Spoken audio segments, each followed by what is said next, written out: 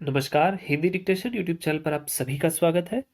तो चूंकि एम्स की जो नोटिफिकेशन आई हुई है वैकेंसी की, उसका जो वीडियो अपलोड किया गया था तो उसमें मैंने कहा था कि यदि आप लोग कोई क्वेरी हो तो आप लोग जरूर पूछिए।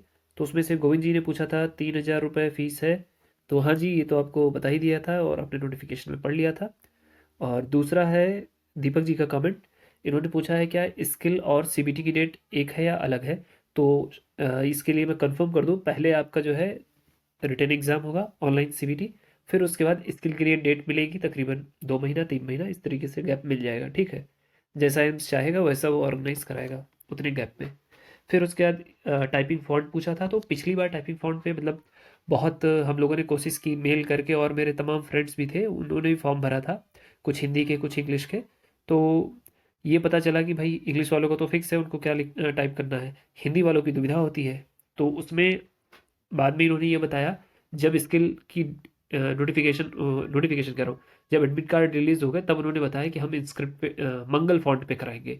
स्पेसिफिक नहीं किया कि हम इंस्क्रिप्ट पे कराएंगे, बस उन्होंने बोला था मंगल पे कराएंगे। ठीक। फिर हम लोगों ने मेल वगैरह भी ट्राई किया लेकिन उन्होंने कोई रिस्पॉन्स नहीं दिया। फिर नई नईम जी का क्वेश्चन है कि एग्ज़ाम पैटर्न क्या रहेगा। तो एग्ज़ाम पैटर्न के लिए पिछली बार का जो पेपर मुझे याद आ रहा है, जब कोविड लॉकडाउन में पहली बार छूट मिली थी और पेपर थोड़े से ऑर्गेनाइज होना शुरू हुए थे, तब इसका पेपर ऑर्गेनाइज हुआ था। तो उसमें सबसे बड़ा जो रोल मुझे लगा था वो इंग्लिश का था। इंग्लिश का जो लेवल होगा वो एसएससी जैसा ही होगा, इडियम फ्रेजेस वगैरह और मीनिंग करेक्शन के जो होते हैं, करेक्ट मीनिंग छाटिए या गलत मीनिंग कौन सी है इनमें से चार ऑप्शन में से, उस टाइप के क्वेश्चन थे। इजी वोकैब्स थी, इडियम फ्रेजेस वन वर्ड वगैरह थे, पैसेज था इजी। ठीक है, कोई बहुत टफ लेवल का नहीं था। और जीके जीए वाला पोर्शन जो है, ये आप लोग अ, अपने हिसाब से देखिएगा। हालांकि वो मॉडरेट लेवल ही था लेकिन ऐसा भी नहीं था कि आप पूरे में पूरे कर लें। ठीक है। तो और रीजनिंग जो है वो इजी टू मॉडरेट लेवल कह सकते हैं, क्योंकि एक आध क्वेश्चन फंस जाता है, अदरवाइज तो आप इजी वे में निकालेंगे यदि आप एसएससी वगैरह की प्रिपरेशन आपकी चल रही है तो। ठीक। अब पूछा जाता है कि इसमें और क्या है, तो और में जो एम्स का, ये पिछली बार एक क्वेश्चन आया था, ये जो एम्स का आप सिंबल देख रहे हैं साइड में टॉप पे, इसी से एक क्वेश्चन आया था कि इसकी टैगलाइन क्या है। फिर उसके बाद एक क्वेश्चन और पूछा गया था कि एम्स जो है किस मिनिस्ट्री के अंडर आता है। ठीक। और तीन चार क्वेश्चन और मेडिकल डिपार्टमेंट से थे, मतलब मेडिकल क्या, बेसिक लोगों को जैसे पता होना चाहिए। एक तो वो था खतरे का सिंबल, जिसमें एक कंकाल बना होता है, बीच में खोपड़ी होती है उसकी हड्डियों के। तो वो पूछा था कि ये किसका सिंबल है, डेंजर का ऑप्शन दिए हुए था उसमें। ठीक। और एक था कि जब किसी को जैसे मुंह से हवा दी जाती है फूंक के, तो उसको क्या कहते हैं, चार ऑप्शन वो दिए हुए थे। तो थोड़ा बहुत मेडिकल का, बीपी का क्वेश्चन एक था कि मिनिमम और मैक्सिमम कितना लेवल होता है। ठीक है। ह्यूमन टेम्परेचर पे बेस्ड एक क्वेश्चन शायद था उसमें। तो आप समझ लिए होंगे कि लगभग किस टाइप का क्वेश्चन पूछ रहा है। ऐसा नहीं है कि आप उसमें तकरीबन 20 क्वेश्चन थे तो 20 में 20 कर लेंगे, लेकिन ऐसा भी नहीं था कि आप 20 में से 15 और 16 के बीच में ना पहुंच पाए या 14 16 के बीच में ना पहुंच पाए। ठीक है। बेसिक बायो वगैरह का यदि थोड़ा बहुत आपका नॉलेज है, डेली लाइफ में आप थोड़ा बहुत गौर करते हैं, तो आप आसानी से उसको कर लेंगे। ठीक। बाकी हर बार का पेपर कितना बदलता है, ये तो अब इस बार जो पेपर होगा उससे पता चल पाएगा।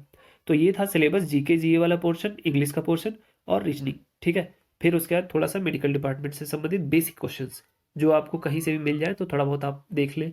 ठीक है, डेली लाइफ में थोड़ा देख लें कि क्या चीज़ होता है, कैसे होता है।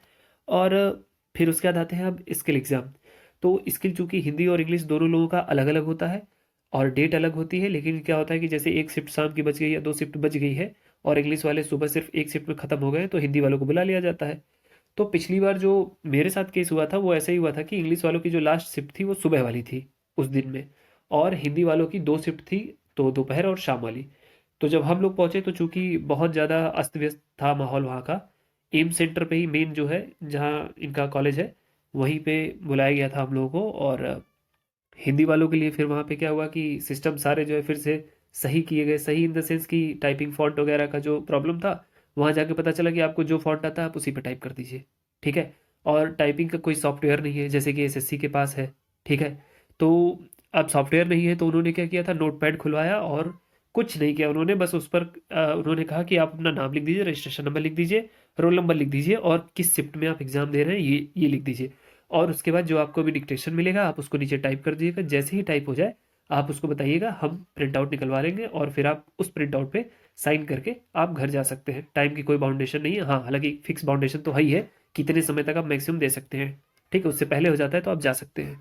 क्योंकि बहुत देर हो गया था इनको हर सिस्टम में जो है फॉन्ट इंस्टॉल करते हुए, विंडो 10 थी उस समय शायद, हाँ विंडो 10 था और नया नया सब सिस्टम पे था, कोई दिक्कत नहीं थी, अंदर इन्वायरमेंट सब सही है। आपको काफ़ी देर तक हो सकता है, अगर आपका पहला शिफ्ट फंस जाता है, पहली बार हिंदी वालों का जब ऑर्गेनाइज होगा तब अगर आप पहली शिफ्ट में फंसते हैं तो आपको थोड़ा ज़्यादा समय लगेगा, उसके बाद तो मैनेजमेंट समझ ही जाता है कि किस समय क्या कराना है। फिर उसके बाद आता है कि हाँ, अब कैसे कैसे पेपर हुआ था स्किल वाला, इसके बारे में थोड़ा सा ब्रीफ कर दूँ इसी में। तो हम लोगों ने जब एंट्री ली थी तो उस समय एंट्री में क्या है कि 3-4 लेवल पे काफ़ी ज़्यादा कह सकते हैं अनुशासन था उसमें, कि कायदे से आपका एडमिट कार्ड वगैरह चेक हुआ और सब। फ़ोटो जो एडमिट कार्ड में लगी हुई थी वही फ़ोटो रिक्वायर थी वहाँ पे, कि हाँ आपको यही होनी चाहिए। अदरवाइज़ जो है आपको इधर उधर जो है जाके परमिशन लेनी पड़ती है कि हाँ सर मैं ही हूँ, वो फ़ोटो मेरी ही है फलाना टिम का। तो फ़ोटो आप सेम रखिएगा। उसके बाद अंदर जाएंगे, सीट आपकी अलॉट अलॉट हो जाएगी एक, और फिर आपको कॉपी पेंसिल और एक शार्पनर मिल जाएगा, शॉर्ट हैंड वाली कॉपी मिल जाएगी। फिर आप अपने हिसाब से उसको लेके बैठे रहिए जब तक आपको बुलाया नहीं जाता। फिर आपको जो है डिक्टेशन के लिए दूसरे रूम में बुलाएंगे हॉल छोड़ के। तो आप जब दूसरे रूम में जाएंगे, वो भी काफ़ी अच्छा खासा रूम है। तो हम लोग को वहाँ 20-20 का ग्रुप बनाया गया था, 20-20 कैंडिडेट आप लोग जाइए लाइन से और फिर वहाँ बैठ जाइए। तो चूंकि 20 कैंडिडेट थे और वो हॉल काफ़ी बड़ा था, तो सिर्फ आगे की 2 ही बेंच में हम लोगों ने पूरी जो है जगह आगे की सिर्फ ले ली, और पीछे चूंकि कोई था नहीं तो माइक वाइक की कोई ज़रूरत नहीं पड़ी। तो जो डिक्टेशन दे रहे थे उन्होंने पूछा कि भाई आप लोगों को ऑडियो में कोई दिक्कत तो नहीं, तो हम लोगों ने 3 ट्रायल उनसे करवाए थे। तो 3 ट्रायल में हम लोग कंफर्म हो गए कि हाँ भाई किसी कोने पे किसी को कोई दिक्कत नहीं है और आवाज़ भी ठीक लग रही है, आप डिक्टेशन बोल दीजिए सर। तो डिक्टेशन उन्होंने बोला पूरा ठीक से, और कोई फ्लक्चुएशन, कहीं कोई फ्लक्चुएशन नहीं। अब डिक्टेशन का मैटर कैसा था तो वो बता दूं मैं। खंड 1 रामधारी गुप्ता जो बुक थी उससे लास्ट टाइम बोला गया था, ठीक है। तो अब इसका मतलब ये नहीं कि 100% वहीं से आएगा, हालांकि आप तैयारी उससे कर लीजिए, सफलता मिलने की संभावना ज़्यादा है, ठीक।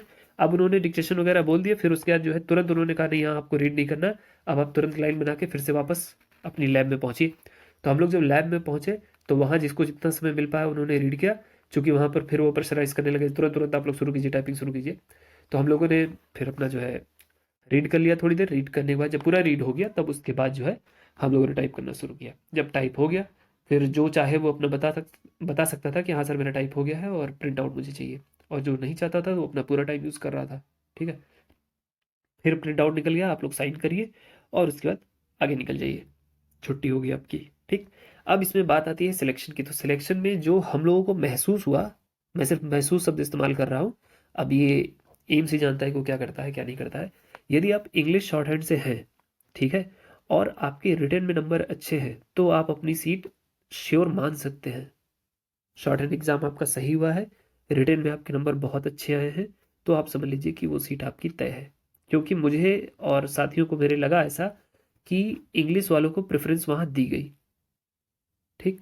और यदि आपके प्री में नंबर कम आते हैं और आप हिंदी से हैं या इंग्लिश से भी हैं तो आप अपने चांसेस पहले से थोड़े कम मान के चलिए, ठीक है। ये रियलिटी ऐसी हम लोग को उस समय लगी थी, ठीक है। और बाकी कुछ मुझे नहीं लगता कि अब कुछ रह जाता है बताने को।